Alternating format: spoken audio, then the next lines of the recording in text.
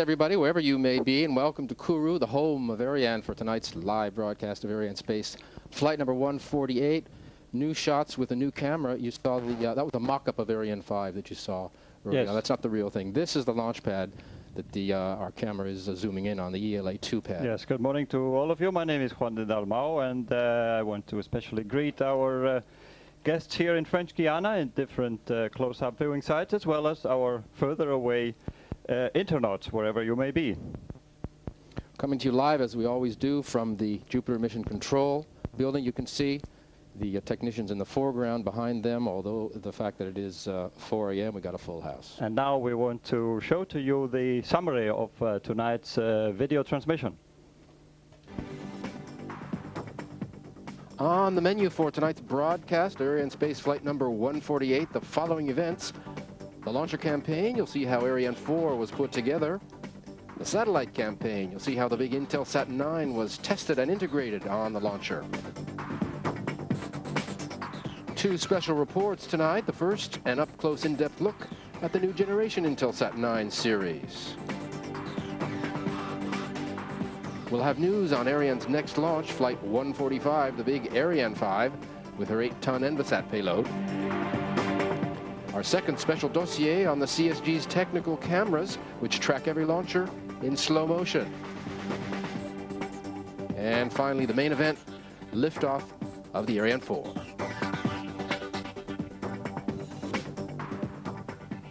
And liftoff in just a quarter of an hour away. Second launch of the year, the 109th Ariane 4, the 34th Ariane 44L, this version with the 4 strap-on boosters. And the camera is showing now a closer-up view of the Ariane 5 mock-up standing next to the main mission control Jupiter, where we would like to introduce to you some of the main players of the countdown.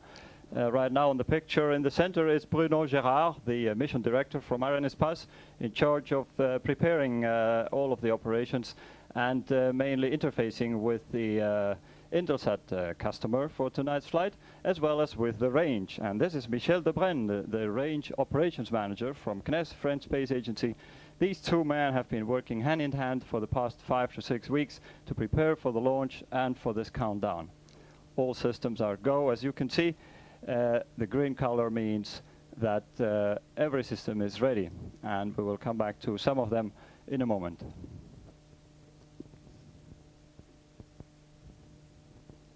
We're going to go now to some shots of the launcher campaign, coming up for you, narrated by Mr. de Dalmau.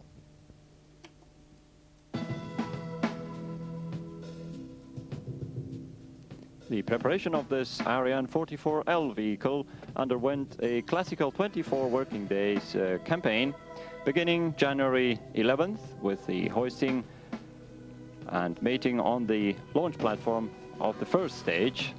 Following the day after came the second stage, which was bolted and connected to the first one. Mid-February, we saw the assembly of the 4 liquid strap-on boosters around the first stage. And January 18th, we see tilting up and mating of the third and last stage. The launcher was then equipped with its brain, the vehicle equipment bay, and the protecting cover. After a thorough mechanical and hydraulical checkout phase, the vehicle was rolled out to the launch area, connected to its upper stage feeding arms, and protected with the gantry, ready to receive the satellite. Parallel with the campaign, satellite campaign,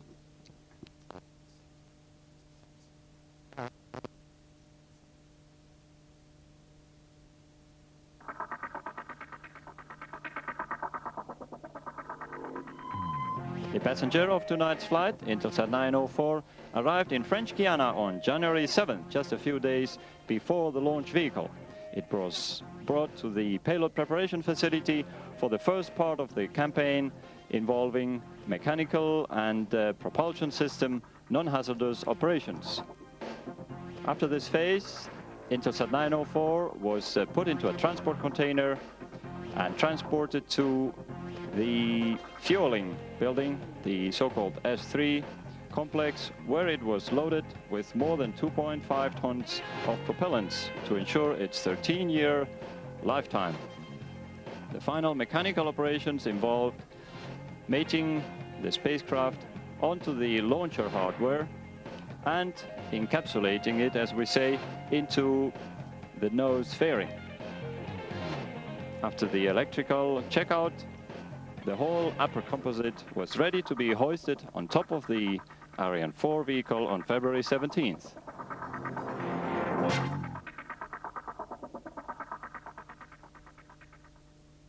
There's the fan.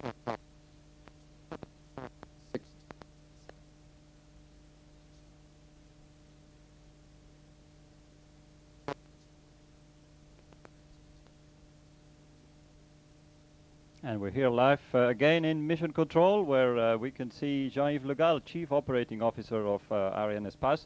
He is overseeing the so-called flight direction team, which takes decisions in case of unforeseen events. We have some vital statistics on the launcher coming up for you now. We'll let you look at the figures on the left-hand side. First of all, on the launcher itself. Hide the spacecraft now.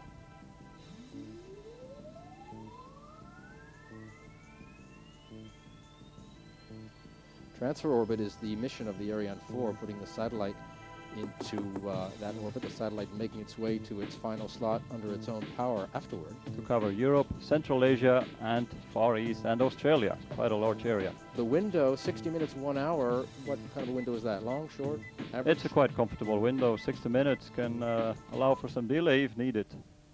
Here again, Ariane 5 mock-up and a closer up to the 14-kilometer away launch pad. The Maracaibo site is one of the about 7 observation sites we have here on the space base.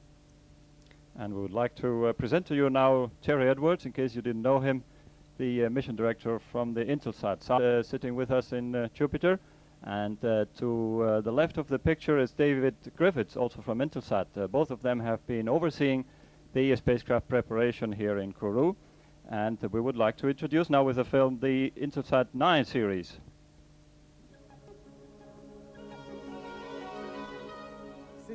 This series of INTELSAT 9 spacecraft was designed and built by Space Systems Loral, based in Palo Alto, California, USA. I propose now to focus on the new generation of INTELSAT spacecraft, the INTELSAT 9 series. This new generation was inaugurated on 24th June 2001 on flight Ariane V148 with a mass at liftoff of over 4.5 tons, representing a mass in orbit of 2.35 tons, specifically designed for communications, telephone and internet, but also television. It provides a maximum of 100 transponders to a 76 in C-band and 22 in Ku band once it's on station in orbit over the equator at about 36,000 kilometers altitude. The spacecraft will deploy its solar arrays that have an overall span of 31 meters. Today we are launching the 4th of the INTELSAT 9 series to be placed in orbit at 60 degrees east, where it will remain as its forerunners for a minimum lifetime of 13 years.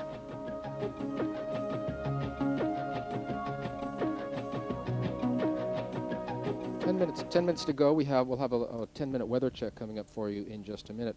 We're launching from our number 2 launch pad, which has been in service since 1986, launched over 100 times. That's correct. And I think we can mention now that some of our viewers in the Toucan close-up site, which is only 4 kilometers away from the pad, have been visiting Kourou and having meetings here to prepare for the future. In fact, we have right now in Toucan most of the members of the CNES board, as well as the partners of the ATV. But let us go first to show you the latest news of Arianespace. Flight 145's launch date is coming closer. February 28th is the appointed time. On the 1st of this month, the Ariane 5 upper stage, the EPS for this flight, was finished in Europe at Astrium's Bremen facility in Germany. It was flown to French Guiana for the ENVASAT flight at month end. It was housed in the BAF, the final assembly building. and the launch review on February 4th gave it a clean bill of health. The campaign got underway again, and the launcher was readied. Meantime, the 8-ton ENVISAT polar platform, a record mass and height for Ariane, continued its payload checks in S5. This huge spacecraft from the European Space Agency will be dedicated to the study of the environment of our living planet, both on its surface and the atmosphere. ENVISAT was assembled by Astrium UK. It measures 10 meters high at liftoff. During the past 2 weeks, it underwent the loading operations with fuel in the newly inaugurated payload processing facility, the S5, and then it was transferred to the Ariane 5 final assembly building for the operations of mating onto the flight adapter and encapsulation into the fairing before being hoisted on top of the launcher.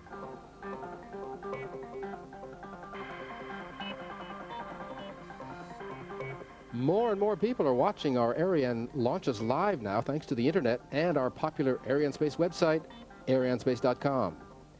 To improve the broadcast's quality online, we're going to set up a new video corner interface for the next Ariane 5 launch, Flight 145 at month end. This will let our viewers watch the broadcast and track the launcher in nearly real time. Greater bandwidth will mean better visibility of the launcher at liftoff until satellite separation.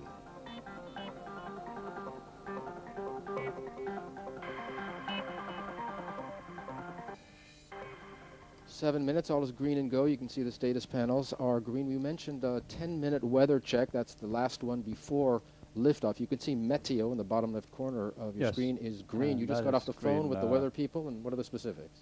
Yes, we have go on all weather criteria, including visibility, which is 18 kilometers, not bad. There is no lightning risk. And all of the wind conditions are okay to respect the conditions given by both the launcher and the in-flight safety. We had some concern this week, up until even this morning. We had some relatively high velocity, low altitude winds off the beach, and the constraints to launch are what, 9 meters per second? Yes, which is something that doesn't happen here very often. You know, the climate in French Guiana, close in the tropics, is temperate in terms of wind and storms. You're going to hear the DDO call out the... Attention pour le début de la séquence synchronisée. He's going to call out the 6-minute mark now.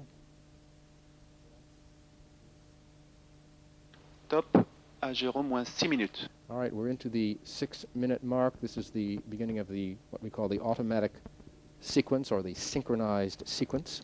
Yes, what has started now, in fact, is a more automated sequence of events. And these flames, of course, are not close to the launcher.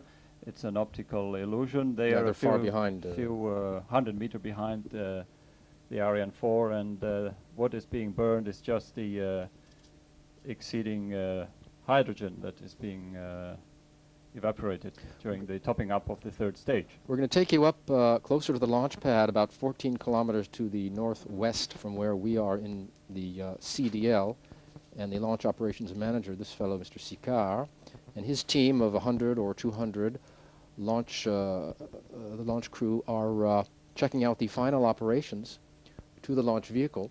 Yes, and they are in close contact with Jupiter Mission Control. There are 2 computers which are located in the CDL where these people are working, one of them checking out the electrical systems on the launcher, and the other the fluid systems, the 1001 final checks and verifications and controls that have to be looked at. Steve Hall, in charge of the launch contract with INTELSAT, and we have just gone through the minus 5-minute mark, meaning the end of the topping up. We're going to go to Terry Edwards of INTELSAT. We spoke to him earlier in the week to give us more on the satellite. The INTELSAT 9 spacecraft, in addition to replacing the INTELSAT 6 spacecraft, will provide increased communications capability at higher power to INTELSAT's customers for a number of innovative communication solutions. INTELSAT 904, which will be positioned over the Indian Ocean, will provide enhanced communications capability to INTELSAT's customers in Europe, Africa, Asia, and Australia. I'm very much looking forward to the launch of Ariane V148. This will be INTELSAT's 20th use of the Ariane launch vehicle, In addition, I'm looking forward to continued cooperation between INTELSAT, Arianespace, and CSG when we return later this year for the launch of the INTELSAT 905 and 906 spacecraft. In fact, the next INTELSAT 9 spacecraft is scheduled to arrive to Kourou end of April. Minus 3 minutes, 30 seconds and counting. All systems go. We're still in the automatic sequence. There's Steve Hall, the customer interface. We have confirmation of switch to internal power for the spacecraft. What's happening as these computers check out all the systems on the launch vehicle is power is passing from the ground systems over to the launcher, making it autonomous. Correct. This is both true for the spacecraft and the launcher. One of the final major events that takes place is the withdrawal of the gantry. These shots were taken about 5.5 hours ago. You can see to allow for the beginning of the loading operations on the third stage with these highly volatile cryogenic propellants, namely liquid hydrogen and liquid oxygen, that are being handled at very, very low temperatures. 2.5 minutes to go. The computer's still checking out all the final operations. They're also handling what we call the hazardous operations, the separation cords, which are explosive cords that will separate these stages. Computers are also loading the exact ignition time into the onboard computer inside the vehicle equipment bay, which sits atop the third stage. Spacecraft going on its own power now. We want to show you, with the help of a special video device, the way the third stage is being fueled. And if you watch closely at minus 5 seconds, you should see the opening of these two feeding arms, which will not be needed anymore, to free the way for liftoff. These arms have to swing open in order for us to leave the pad, and it's probably the last thing you will see. The arm swinging open, the camera will pull away. And you see some other umbilicals, the top one being the pneumatic one, providing clean and air-conditioned atmosphere to INTELSAT 904, sitting on top of the Ariane 4 launcher. Coming up on a minute to go, you'll hear the DDO call out that 1 minute mark as we move into the final 60 seconds. À tous de DDO, attention, le décompte dans 1 minute.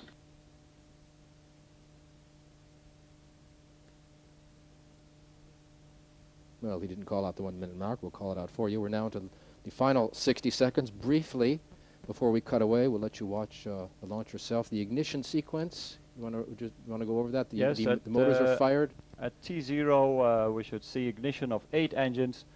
And after slightly more than 4 seconds, the time needed to check the performance of those engines, we should have the command sent to open, to release the launch platform hooks to allow for liftoff. Liftoff at about 4.4 seconds. That's right. All right, you'll hear the DDO call out the final 10 seconds. We'll let you watch in peace, and we'll be back once Ariane has cleared the tower. À tous de DDO, attention pour le décompte final. 10, 9, 8, 7, 6, 5, 4, 3, 2, 1, top, allumage.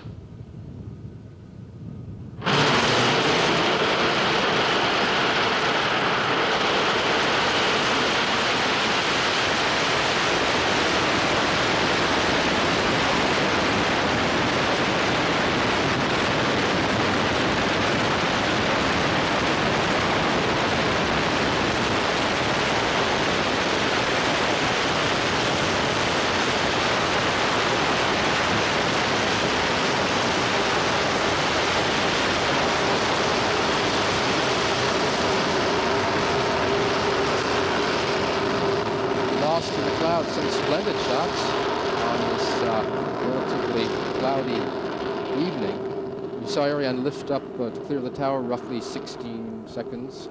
And then you didn't see it, but she will tilt over to one side to get the radar antenna in better position for reception here in the Earth. And the curve on the left-hand side of the screen will allow us during the whole propulsive phase of this flight for more than 20 minutes to follow exactly the track of the launcher, which is climbing up the planned curve, and on the left corner of the screen some technical data that are being displayed here,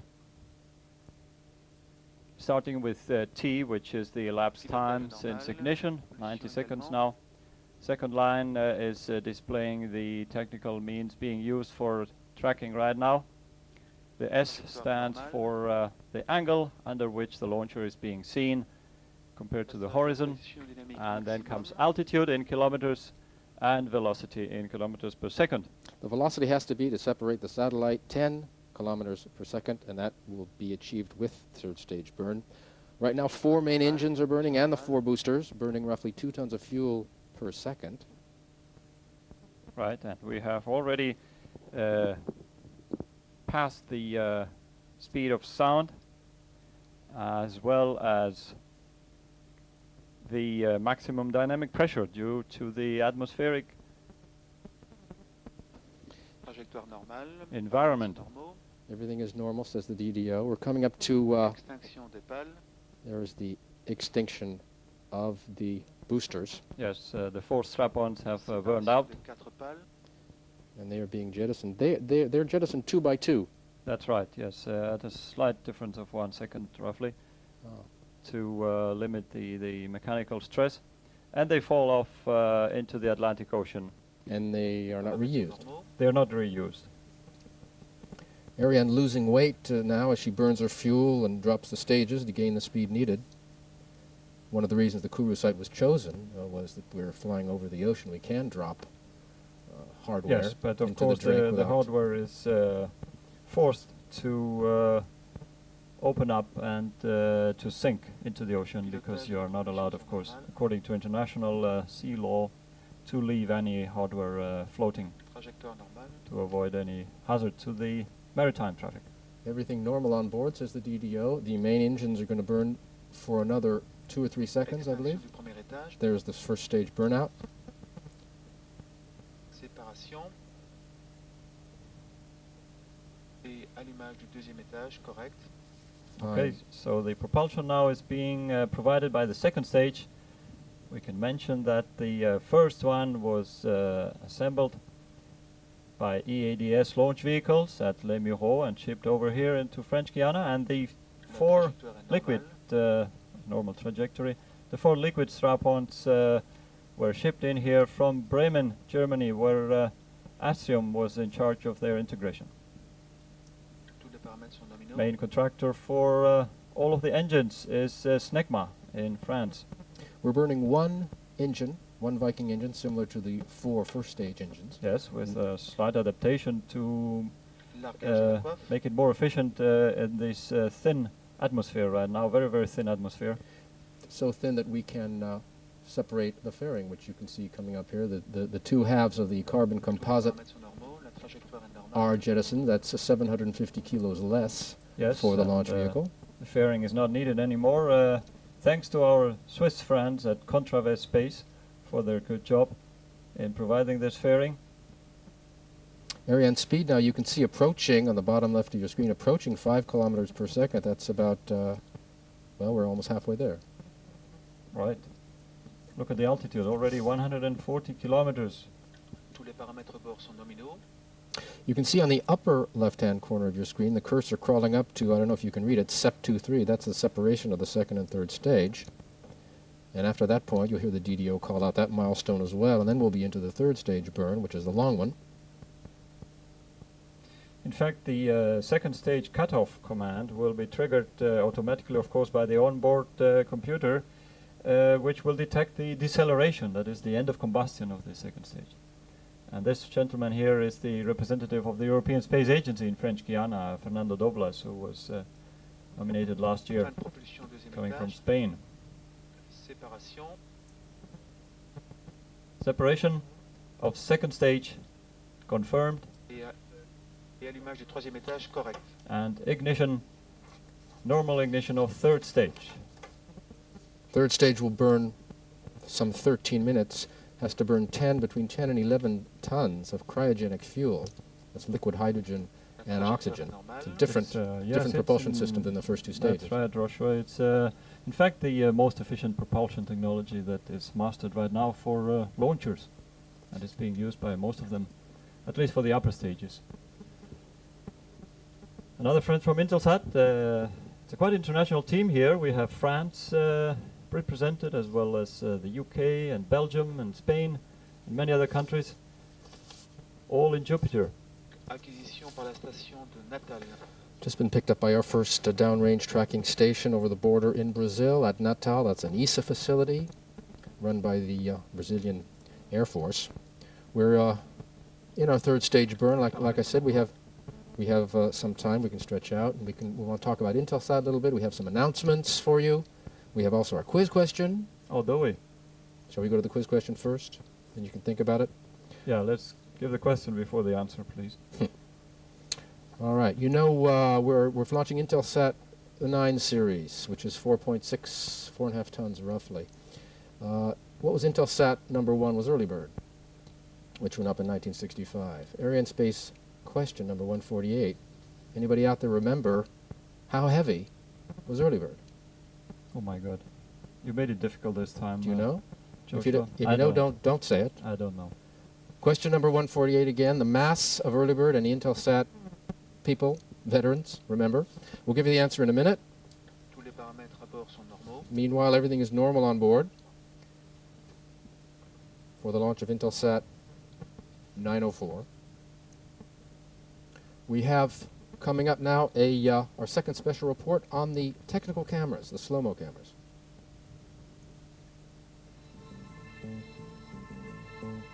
The wonderful shots of liftoff that you saw a few moments ago were taken by our video cameras, but there are other cameras hard at work here tonight that were shooting at liftoff time. You didn't see their shots. You're going to see them just a few short seconds.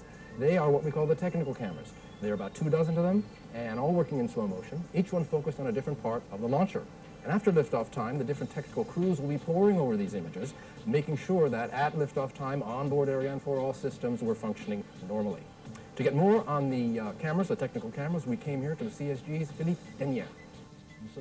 We're here in Shelter South, where we have set up 4 35mm cameras, 2 to see the full launch vehicle, and 2 to get close-ups to watch details on the umbilicals in particular. These pictures will help us monitor the proper functioning of the launch vehicle with more or less details.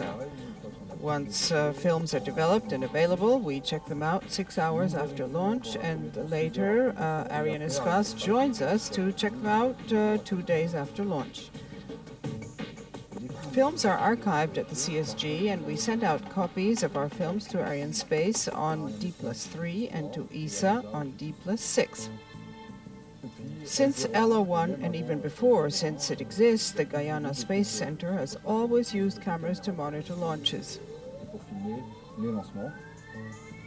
These images make up an exceptional stock of data, a unique information bank which lets technicians access the entire history of the Ariane program and each of its launches. They are, in effect, the Ariane memory.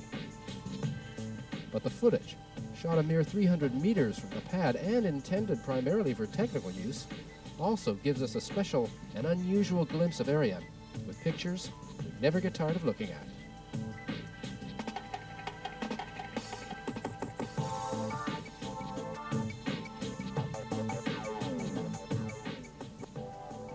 Everything is nominal, and please remember that if you want to download these beautiful pictures, you can do that through the Arianespace.com website. Let us remind that this special optics mission is part of the tracking and safety mission in charge here of the French CNES, National Space Agency, with many other important missions at the range. Just a note that was not in the film there. The crew that you saw in the interview there, they finished their operations around gantry withdrawal time. That's, as we mentioned, about 5.5 hours before launch. They're nearly the last people to leave. They say the firemen have to chase them out. They go into the bunker in the CDL with the COEL, This is a reminder of the mission tonight. This is what is going to happen to the satellite. First operations after INTELSAT will be separated from the launcher in a few minutes. The crew, just to finish up, the crew go into, of the technical people, they go into the bunker, so it might raise the question, who starts up the cameras if there's nobody there? Do you know who? Good question. Well, some of them are remotely controlled, and others are triggered by the very sound of liftoff. And others by the synchronized sequence. Remember automatic sequence, folks? -6 minutes. Just to show you that automatic sequence, those computers checking out things, vital systems on the launcher, but also peripheral activities, as important, but not directly connected with the launch vehicle. Still some velocity to gain. We're approaching the 7 kilometers per second mark. And growing. We have a couple of announcements. One concerns a contract, one concerns a moving on note. Bård Ellertsen, the VP for missions. We're picking up by the Ascension Island out in the Atlantic now. Bård is leaving Ariane after many years. He's known to all the customers, of course. And he's also known as, to many of the listeners of this broadcast because he's done the video transmission many, many times. It's been my pleasure to work with him up here in the booth so half a dozen times at least. He may come back. But if he doesn't, we're sorry to lose him. If the Scandinavians let him go from time to time. Will. But we're sorry to lose Bård because I must say, of all the Arianespace technical commentators, Bård Ellertsen is, without a doubt, the tallest. Yes. So Bård, off to labor in other vineyards. Good luck to you. 13 minutes elapsed time to present.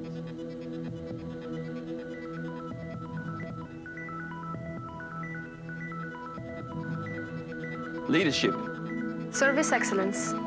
Clear vision. INTELSAT is shaping a bright future. Join us. Be part of it.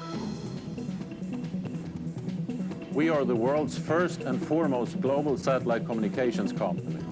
Our satellites are helping millions of people everywhere communicate, exchange information, and perform transactions. All essential tools in a global economy. Our reliability is over 99.99%. We have the satellite expertise and the clear vision to guide us in the new millennium.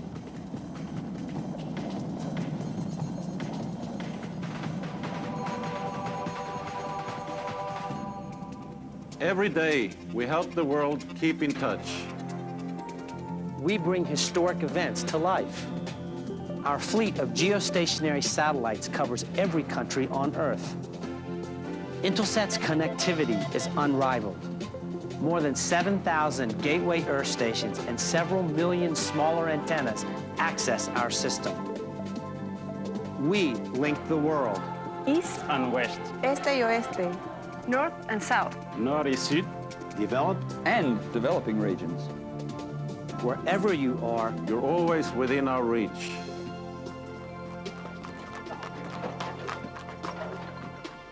Whatever our customers are planning, and wherever it's happening, we can make it a reality. We help broadcasters deliver world events.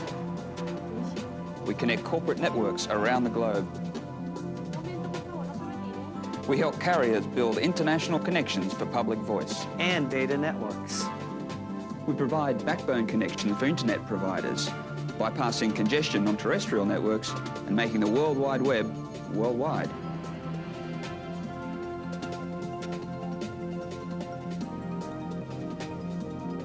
Our diverse and globally minded workforce understands the unique needs of all our customers.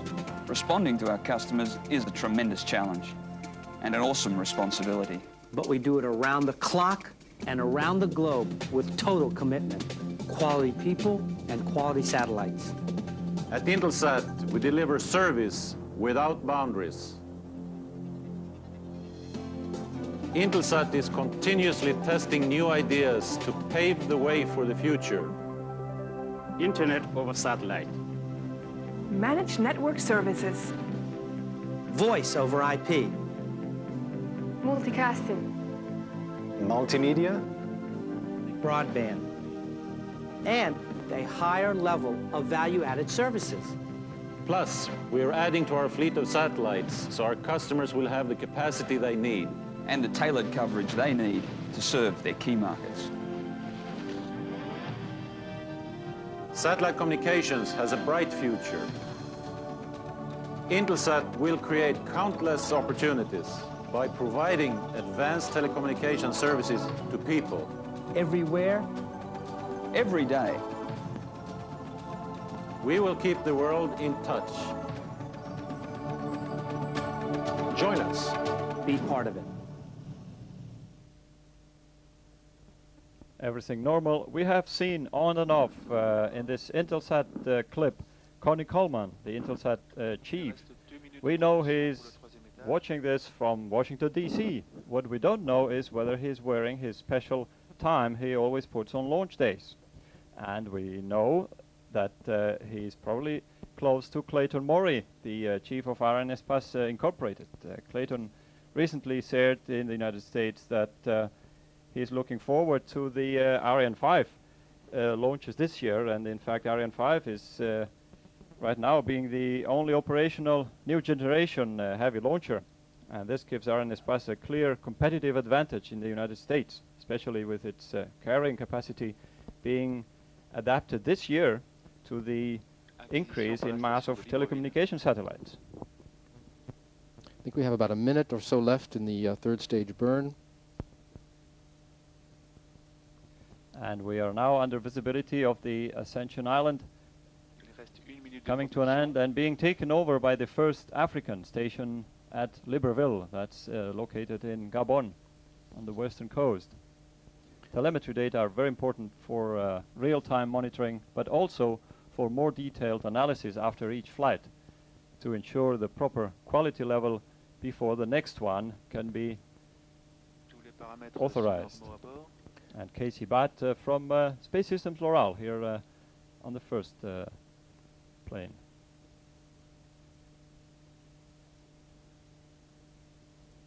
About 20 seconds left in the third stage burn. This long burning up, as we said, the 10 tons of cryogenic fuel. You should hear the DDO call out extinction of the third stage momentarily. When are you going to answer the quiz question, Joshua? Coming up. Okay.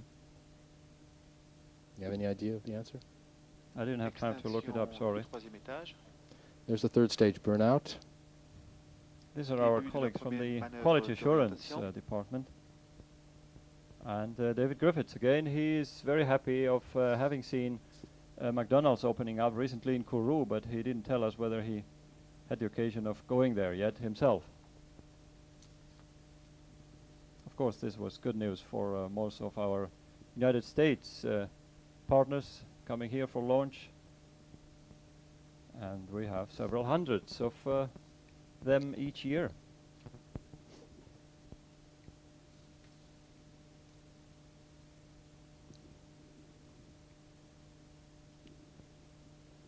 We're waiting for satellite separation. You can see it on the upper left-hand corner of your screen. Again, the cursor climbing up to INTELSAT 904, that mark there. That will be the separation.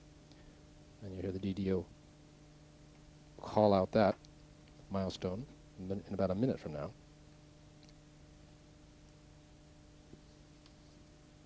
The 20th launch by Ariane for Intelsat. Friendship goes back a long way, as Terry Edwards Début de la deuxième manœuvre d'orientation. As Terry Edwards started to say. Okay, the launcher is right now performing the right orientation maneuver to get ready for separation.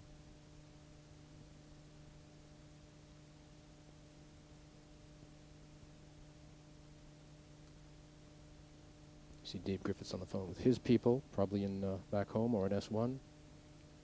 Yes, he might be in contact with the Intelsat network of ground stations that will take over control of the spacecraft immediately after its separation.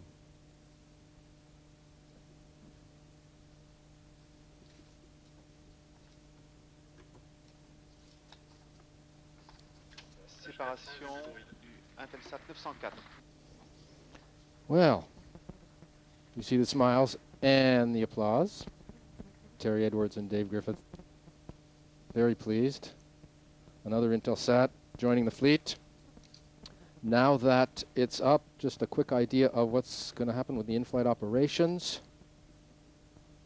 The first acquisition will be at Perth. That's the INTELSAT station. In Australia.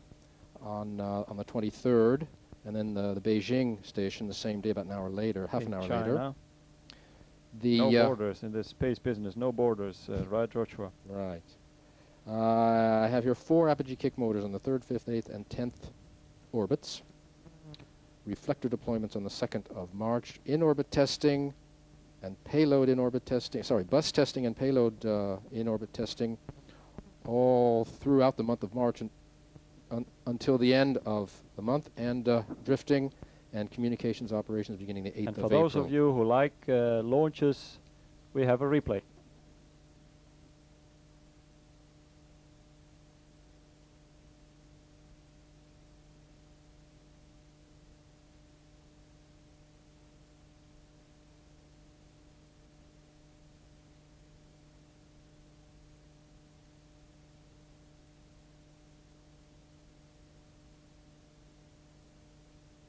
Right, we may go directly to a second replay from another camera. Yeah, that is coming up for you, probably from Toucan, a little closer. We'll be back after with the answer to the quiz.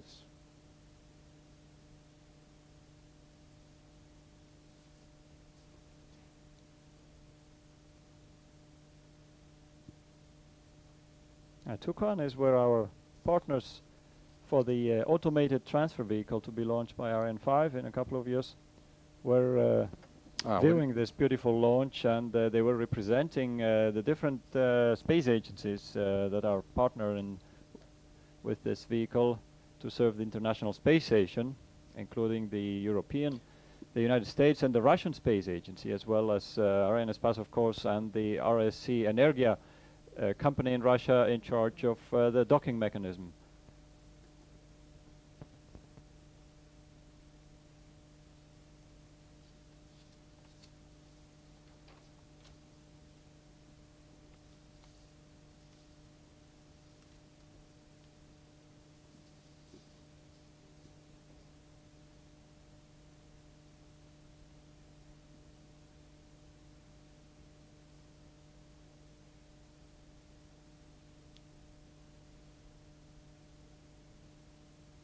That replay from Toucan is the closest camera we have to the pad, about 4 kilometers. We may have some other ones coming up. Well, while we're waiting for them and for the speeches, the answer to the quiz, you remember the question was the mass of Early Bird, mass of INTELSAT 1. Any idea? Any idea? Wild Well, guess? I'm sure it was below 2 tons. Am I right? You're right. That's not very specific. Any? You have a more specific answer for me? Under? Well, today it was quite a bit above 4 tons. You can see the evolution. But don't ask me more. All right. The answer is, if anybody out there got it, 76 pounds, 34 kilos. That's about the weight of my 11-year-old. And compared with tonight, 4.6 tons, the height of the Early Bird was about 2 feet. About half a meter. Diameter was 0.71 meters. Compared to tonight, 2.8 by 3.5 by 5.5 meters I have here. The lifetime of Early Bird went up, originally it was 18 months, actually went to 4 years. Anyway, be ready. Congratulations to all those who got the answer. We have another replay without sound coming up for you from Paracaibo, the new camera.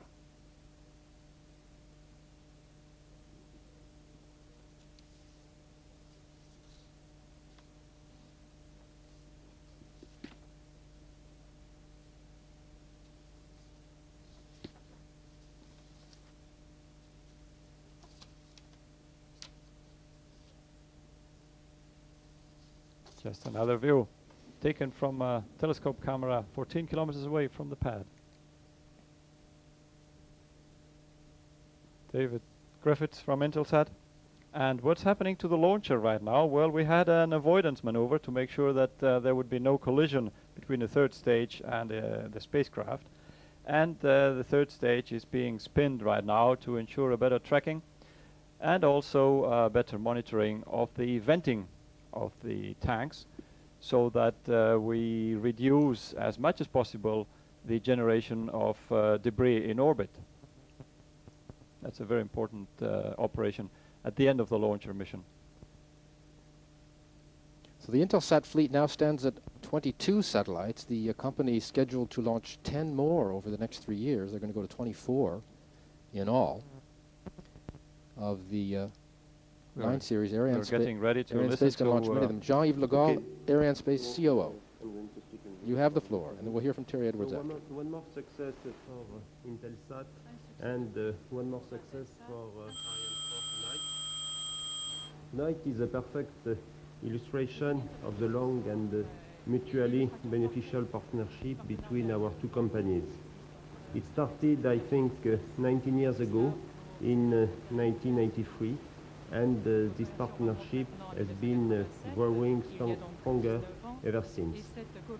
In less than 20 years, Arianespace launched 20 satellites for INTELSAT, and 904 is a third of your new 9 series to be put into orbit by our launch vehicle.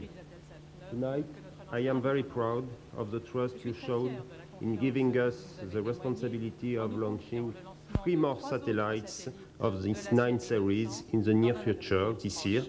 And let me tell you, we will continue to do our best to deserve your confidence.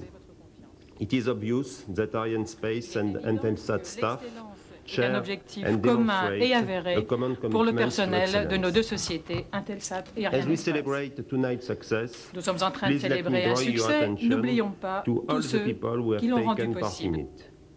I would like to warmly thank the different teams that have been involved in the campaign here in Kourou for the past several weeks, for the extraordinary work they have provided. First, the Space System Loral staff and all the other industrial teams, CNES people on the launch base, and of course, our guys from Arianespace. I also praise the SSL people who have worked hard on the satellite in Palo Alto. I would like also to mention that our company, Arianespace, has just been chosen by SatMex to launch their SSL SatMex 6 satellite in 2003, and that this 6-ton spacecraft is currently under construction in California. I know Palo Alto is watching right now, so I take this opportunity to thank all of you for the great job you are doing. Here in Kourou, we are going to continue to be very busy this week with the next Ariane flight that everyone expects, carrying the European Space Agency satellite INVISAT, will take place less than a week from now, on the night between Thursday, February 28 and Friday, March 1st. So, thank you for your attention, and again, Terry, my congratulations.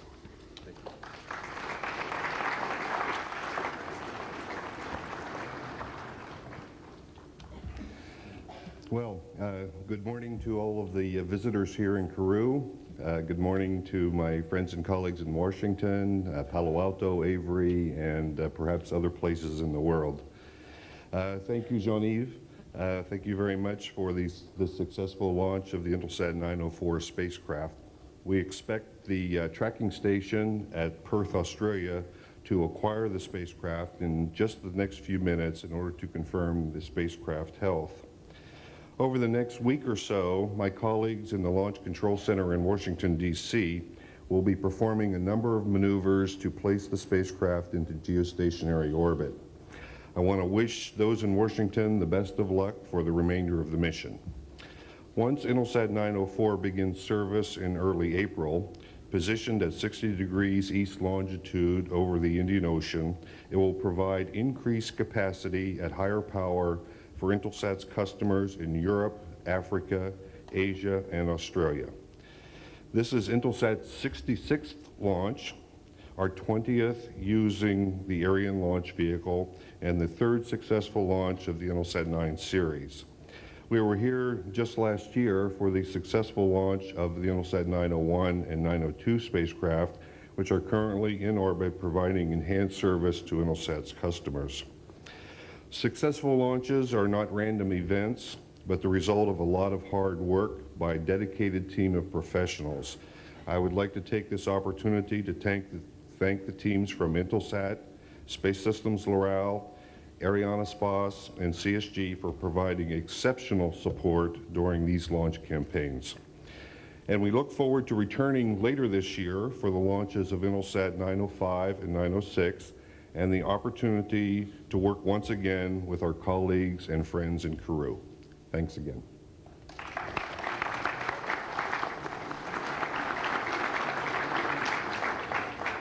Jean-Yves Le Gall mentioning the SatNex contract, that SatNex 6 due to go up early next year. And another replay.